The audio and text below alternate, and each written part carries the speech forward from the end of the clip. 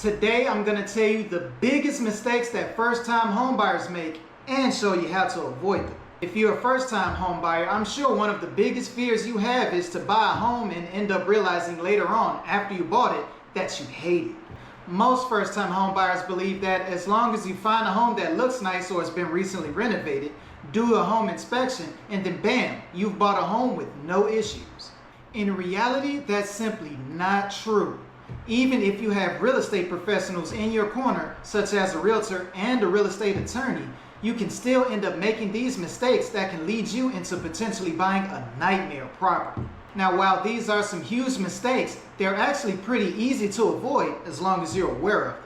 My name is Rob Bailey. I'm a realtor here in the Chicago area, and I'm going to tell you about the 3 mistakes you should be avoiding when buying a home.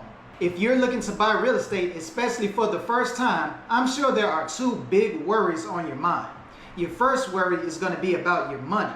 Your second worry is going to be about your peace of mind. You want to make sure you're not buying a home that ends up turning into a money pit where repairs just keep popping up and leaving you in debt. At the same time, you want to make sure you don't end up buying a home that you just end up hating down the line and causing you stress and just ruining your peace of mind.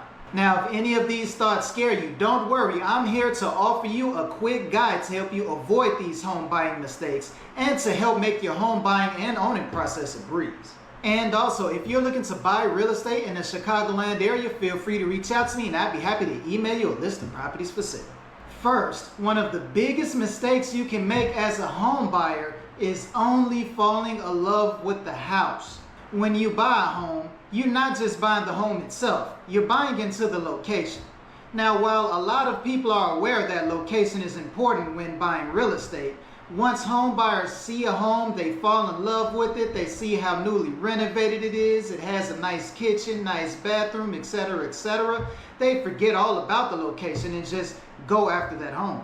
If you aren't careful, you can end up buying a home and having buyer's remorse on something that you paid hundreds of thousands of dollars for.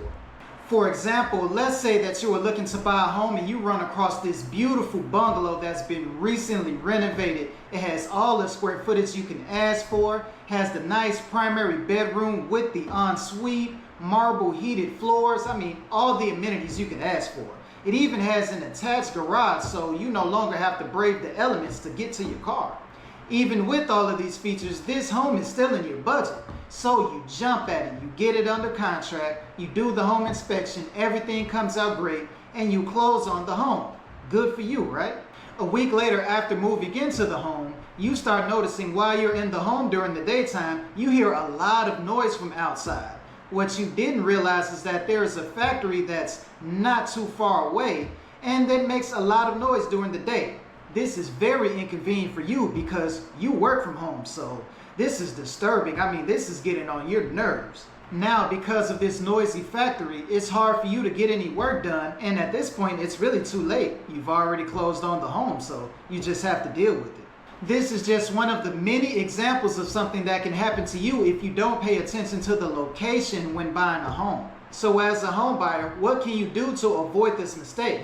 The big thing you need to do is to actually think about what you want in a home beyond the house itself. You can't just look at the house itself. You have to look at the entire package, which includes the neighborhood. This is why location matters so much in real estate. For example, in Chicago, the exact same house can be worth $350,000 in one neighborhood and $700,000 in another one. When thinking about the location of a home, here are a few questions you can ask yourself. For one, how does the neighborhood itself look? Is this a neighborhood that you feel comfortable in, or does it look kind of sketchy to you? I would also recommend checking out the neighborhood at night to see if it's something that you feel comfortable with. A neighborhood can change drastically from day to night, so just keep that in mind. Next, how close is the home to where you work? Is the drive or the commute something that you'd be willing to make? If you have to drive an hour and a half to 2 hours each day to get to work, maybe that's something that you're not willing to do. Next, what about the school district? How are the schools in the neighborhood? If you have children, I'm sure this is something very important to you, so you don't want to send your kids to a school that you don't like. Also, what are some amenities around the home? What about grocery stores, restaurants, stuff like that? If you're a foodie and want to be near all the greatest restaurants, but you live in a home that's far away from them, maybe that's not an area that you would like. Just keep in mind that when you're buying a home, think about the location as a whole and think about what you want out of the home and the location. This will help you avoid having buyer's remorse once you purchase the home. Because hey, if you buy that home near the factory, maybe you work all day so you won't even notice the noise. Or maybe even better, you work in that factory yourself, so it's you making all that noise. The next mistake that home buyers need to avoid when buying a home is an absolute killer.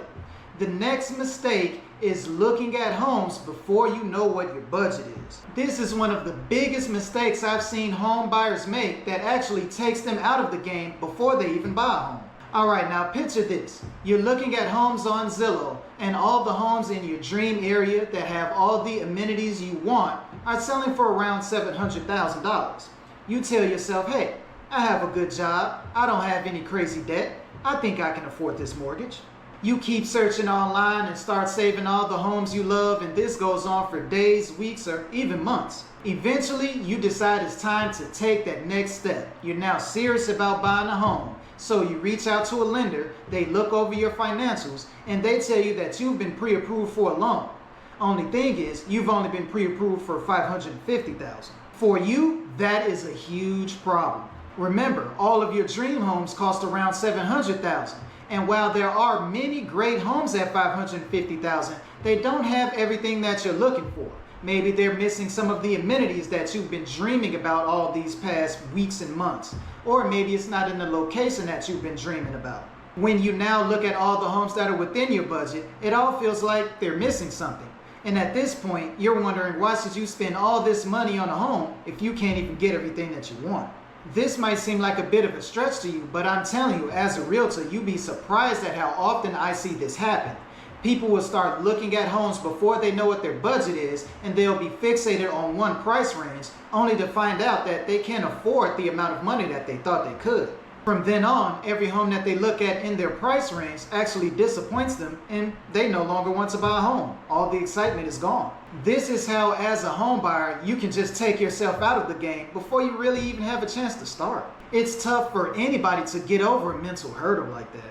If you start looking at homes before you know what you can actually afford, or before you know what your budget is, you run the risk at setting your standards at a high price. And if you find out that you can't afford what you thought you could, anything below that is just going to be beneath your standard, and you're not going to want it.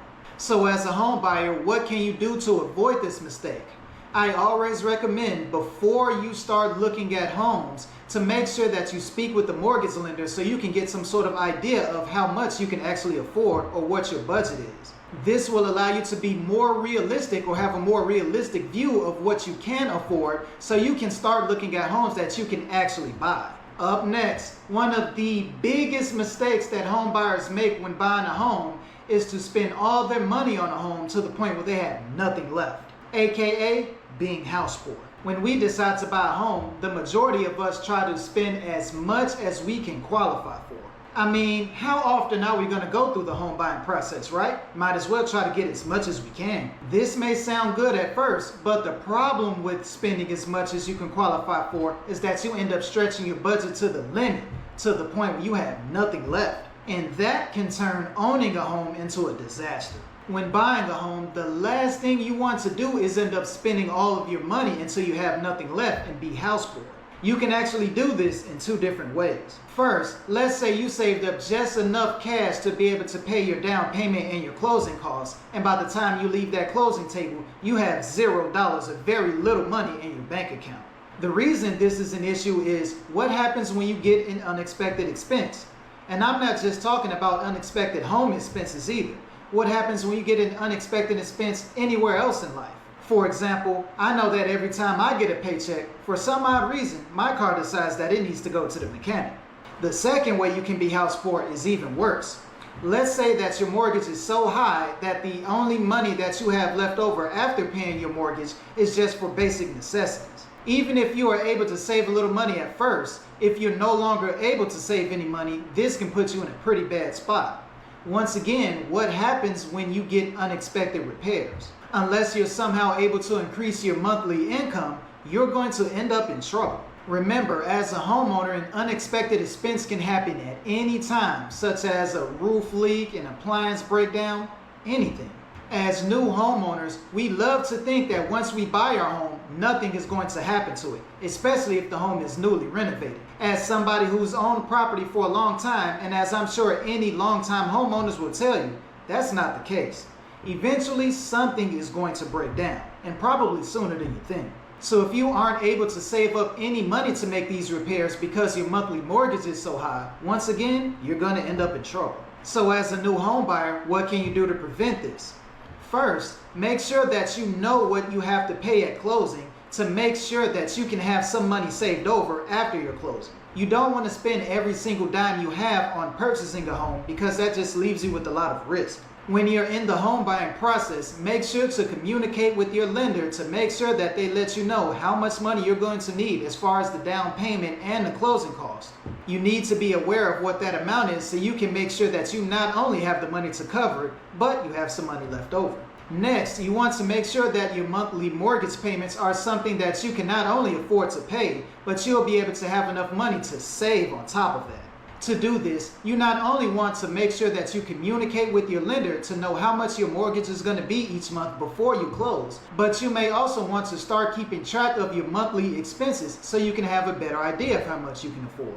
This will help save you a lot of stress and headaches when owning a home down the road and those repairs start popping up. If you have any questions about the home buying process, please feel free to reach out to me through email, and also if you're looking to buy or sell in the Chicagoland area, you know who to call.